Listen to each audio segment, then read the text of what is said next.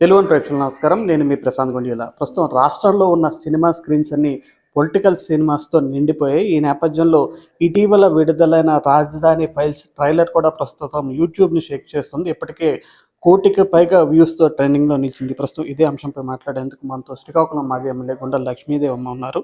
అమ్మ చెప్పండి, ఆల్రెడీ రాజధాని ఫైల్స్ ట్రైలర్ చూశారు కదా, మీకు ఎలా అనిపిస్తుంది? చాలా బాధ అనిపించిందండి.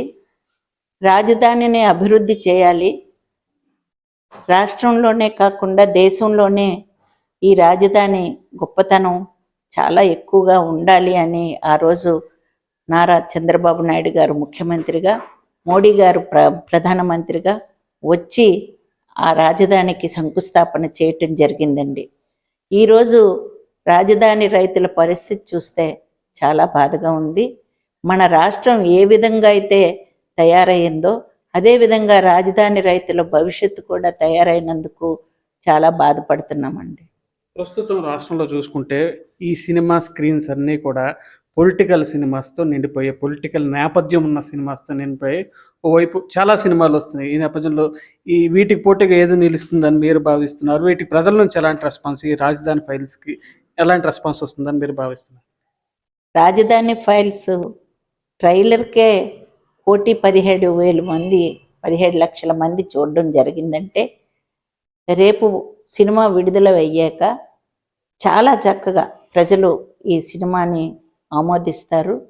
అసలు రాజధాని రైతుల పట్ల చేసిన మోసాన్ని, ఈ 5 సంవత్సరాలు వాళ్ళు పడుతున్న బాధల్ని అందరూ తెలుసుకొని ఇంకా పూర్తి స్థాయిలో రాజధాని రైతులకు అండగా నిలబడతారని అనుకుంటున్నాను. రేపు ఫిబ్రవరి 15వ తారీఖున ప్రపంచవ్యాప్తంగా రాజధాని ఫైల్ సినిమా రిలీజ్ అవ్వబోతుంది. మీరు ఎప్పుడు టికెట్ బుక్ చేసుకుంటారు? మీతో పాటు ఎంతమందిని తీసుకెళ్తారు? ఆల్రెడీ మా వాళ్ళందరూ బుక్ చేశారండి. అందరూ కలిసే వెళ్దాం అనుకుంటున్నాం. ఈ మధ్య సోషల్ మీడియాలో విపరీతంగా హల్చల్ అవుతున్న రాజధాని ఫైల్స్ ట్రయల్స్ నేను కూడా చూడడం జరిగింది. ఈ మధ్యకాలంలో పూర్తిగా సినిమా స్క్రీన్స్ అన్నీ రాజకీయ రంగు పులుముకొని రాజకీయాలతో నిండిపోయిన సందర్భంగా ఈ రాజధాని ఫైల్స్ అనే సినిమా ఎవరికి ఇది కాకుండా యాక్చువల్గా కళ్ళకు కట్టినట్టు ఏదైతే రాజధానిలో ఇప్పుడు జరిగింది, దానికి ఎంతమంది రైతులు బలయ్యారు, రాష్ట్ర ప్రభుత్వం ఆంధ్రప్రదేశ్ రాష్ట్రం ఎంత నష్టపోయింది అనేది కళ్ళకు కట్టినట్టుగా చూపించడం జరిగింది. అది రియల్, అది సినిమా కాదు. నా దృష్టిలో అది రియల్గా ఏం జరిగిందో అదే కళ్ళకు కనిపిస్తుంది. అందుకే 1,00,00,000 పైచీలకు ఆల్రెడీ వ్యూవర్స్ దానికి ఇంత షార్ట్ పీరియడ్లో నమోదయ్యారంటే కారణం అదే. సో డెఫినెట్గా ఆ సినిమా నేను కూడా చూస్తాను. ఇది చాలా మంచి సూపర్ హిట్ అయ్యే అవకాశం కూడా ఉంది. ఎందుకంటే అది నిజంగా ఏం జరిగిందో దాన్ని కళ్ళకు కట్టినట్టు ఇంకా యువతకు కానీ అందరికి కూడా తెలియజేసే విధంగా ఇది తీశారు. నిజంగా వాళ్ళకు కూడా నేను ధన్యవాదాలు తెలియజేసుకుంటున్నాను. అందరికీ నమస్కారం. ఇప్పుడే రాజధాని ఫైల్స్ అనే ట్రేజర్ని చూడడం జరిగింది. ఈ ట్రేజర్ రిలీజ్ అయిన వెంటనే దాదాపు 1,00,00,000 మంది దీన్ని వీక్షించారంటే దీని యొక్క ప్రాధాన్యత క్రమం ఎంత ఉందో నేను వేరే చెప్పాల్సిన అవసరం లేదు. ప్రస్తుతం రాష్ట్రంలో రగులుతున్న అగ్ని పరీక్ష లాంటి ఈ సమస్యకు పరిష్కారం, సమస్య యొక్క లోతు ఈ ట్రేజర్లో నేను చూడడం జరిగింది. ఫిబ్రవరి 15వ తారీఖున ఆల్ ఇండియా ఓవర్ ఈ సినిమా రిలీజ్ అవుతుంది. నేను చూస్తాను, మీరందరూ చూడండి. ఈ సినిమా ట్రేలర్ చూస్తున్నంతసేపు నాకు కాలు చేతులు వణికి ఒళ్ళంతా పులకరించిపోయినట్టు ఉంది.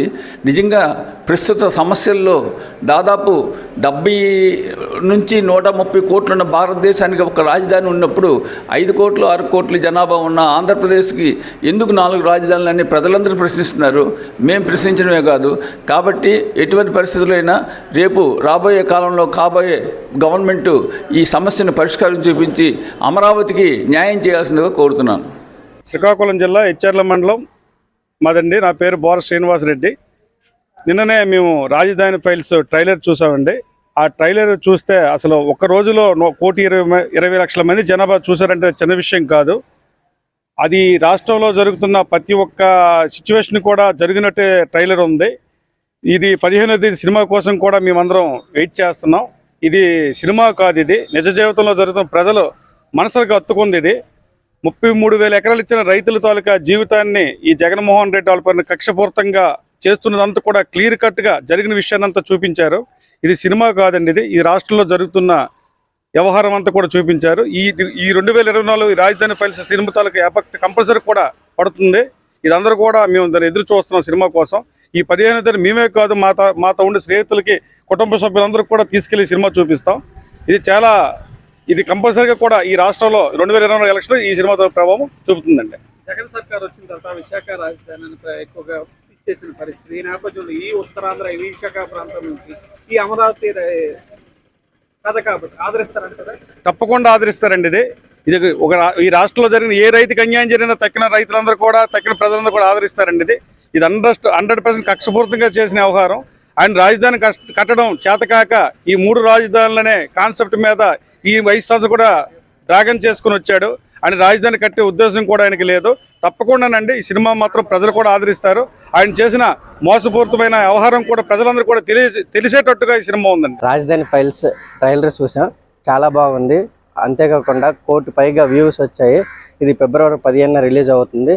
దీన్ని తప్పకుండా 1 కోటి మంది కాకుండా 10 కోట్ల మంది పైగా చూస్తారు అభిమానులు.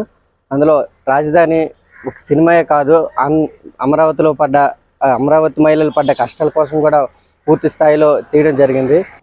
నేను రాజధాని ఫైల్స్ అనే సినిమా ఎప్పుడెప్పుడు వస్తుందనే ఆతృతతో ఉన్నామండి. నేను రాజధాని ఫైల్స్ ట్రైలర్ రిలీజ్ అయిన మరుక్షణమే నేను 10-15 సార్లు ఆ ట్రైలర్ని చూశానండి. చాలా ఎక్సలెంట్గా ఉందండి.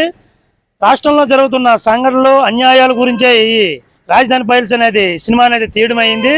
యథార్థ జీవితం ఎలా అయితే మన 3 ప్రాంతాలని ఆ జగన్మోహన్ రెడ్డి అభివృద్ధి చెందిస్తున్నాడో అదంతా బోటకపో నాటకమేనండి. ఆ యొక్క రైతులు 33 ఆనాడు చంద్రబాబు నాయుడు 33,000 ఎకరాల రైతుల నుంచి భూమిని సేకరిస్తే వాళ్ళని అన్యాయంగా పొట్టను కొట్టుకొని ఏదో 3 రాజధానులని డెవలప్మెంట్ చేస్తున్నానని చెప్పేసి ఒక్క ఇటుకు కూడా పేర్చినాయి అసమర్థ ముఖ్యమంత్రి ఎవరైనా ఉన్నారంటే అది ఒక జగన్మోహన్ రెడ్డి.